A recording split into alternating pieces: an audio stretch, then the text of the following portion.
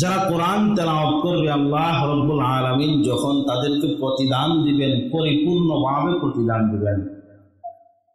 এবং প্রতিনিয়ত তাদের উপর আল্লাহর অনুগ্রহের পরিমাণ আল্লাহ বাড়াইতেই থাকবেন।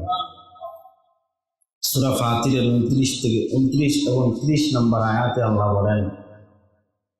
ইন্নাল্লাযীনা ইয়াতলুনা কিতাবাল্লাহ ওয়া আকামুস সালাতা ওয়া আনফাকু মিম্মা রাযাকনাহুম সিররান ওয়া আলানিয়া।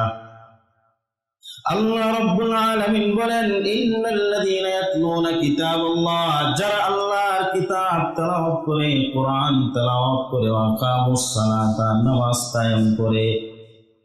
ওয়া আনফাকু মিম্মা রাযাকনাহুম সিররান ওয়া আলানিয়া, আমি আল্লাহ তাদেরকে যে রিজিক দান করলাম, সম্পদ দান করলাম, এই সম্পদ থেকে প্রকাশ্যে গোপনে আমি আল্লাহর রাস্তায় সদকা করে, ইয়ারজুনা তিজারাতান লান তাবুর, আল্লাহ বলেন তারা এমন ব্যবসার আশা করে যে ব্যবসার মধ্যে কোনো লস নাই, যে ব্যবসার লাভ কখনো ধ্বংস হবে না, বরং এই ব্যবসার মধ্যে শুধু লাভ আর লাভ পাওয়া যায়। কেমন লাভ হবে? আল্লাহ রাব্বুল আলামিন বলেন, লিওয়াফিয়াহুম উজুরাহুম,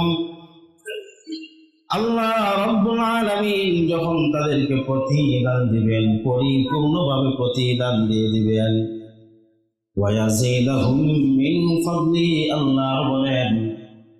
যারা এই সমস্ত অনেক আমল করবে তাদের উপর আল্লাহ অনুগ্রহের পরিমাণ প্রতিনিয়ত আল্লাহ বাড়াইতে থাকবেন।